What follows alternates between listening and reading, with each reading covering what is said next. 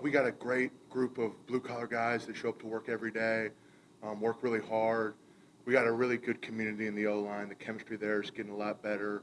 Um, I'm a relatively new guy. I got here in the spring, and, just the development that I've seen among those people and the chemistry there has improved so much since I've gotten here. I think we got a lot more to work on and a lot more progress to be made, but I'm very happy with the group of guys I get to go out there and compete with every Saturday.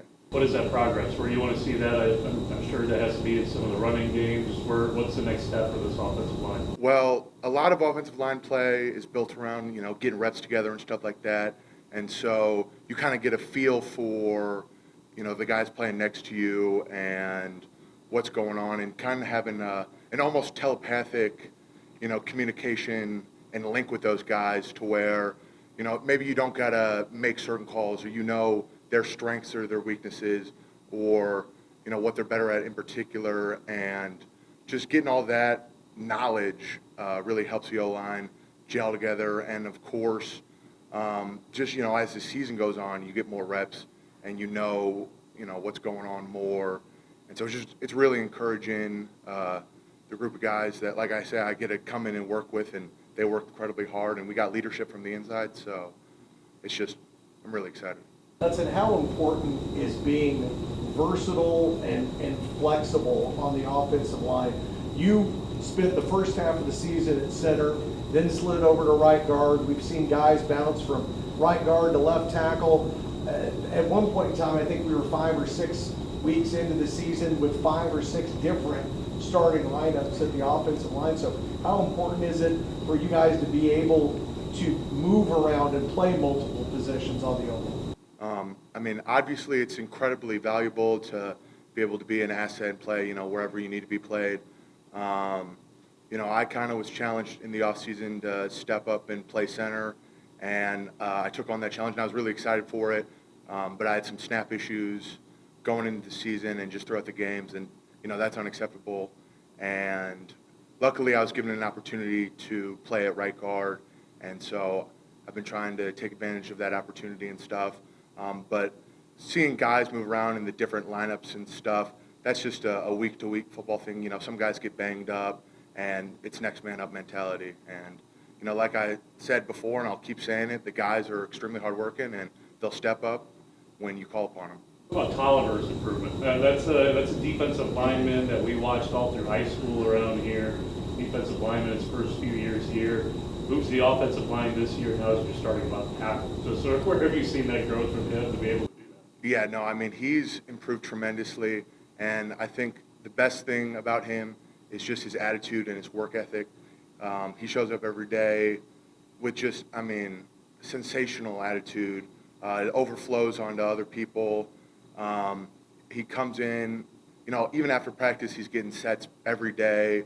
And so, he really cares, and seeing him improve is really encouraging, and it's just awesome to, have that guy as your teammate and see how much he cares and how much it really means to him, and it really fires you up. Hudson, both of you guys, just talk about the start of the season against D1 Kansas. You're ending the season against the #1 team in FCS. Just the thought about going against the Jackrabbits and kind of echoing what Coach said about that opportunity. Like you just said, it's an opportunity, and that's all you can really ask for, is to be presented with opportunity, and it's what you do with it that really matters. But yeah, starting the season, it was an opportunity, and we went out and attacked it, and we're going to do the same thing this week. We're going to go out and attack it, take it one play at a time, and try to put our best game together.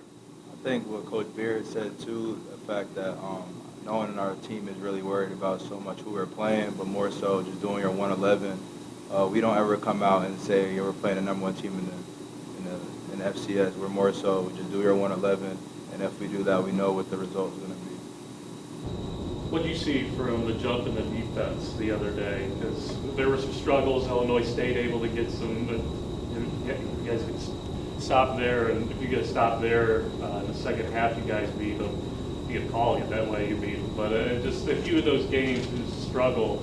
Just what clicked here? Just the 111. Everyone was doing their job more than the last game. Even the last game was very winnable, but there were just some plays where we didn't, you know, we didn't come up, make plays that we were supposed to, and last game we did. Avery, you had 4 pass breakups in the game against Northern Iowa. Nobody had anywhere close to that. Do you feel like they were kind of picking on you, like they were throwing to your side a lot, or? Yeah, I'm a freshman, so I knew coming into this year I was going to get targeted a lot, but you know, I trust my technique and trust what I do every day in practice, so I'm not, you know, just do what I do since I was a kid. You guys ever get excited for these kind of games? Like, I know, right? You guys try to make it as simple as it can. It's not the number one team, they're just a team we're going to play. But knowing that you're playing such a prevalent team, a powerful team, you guys kind of elevate your game and say, hey, we're going to show y'all what y'all think about us.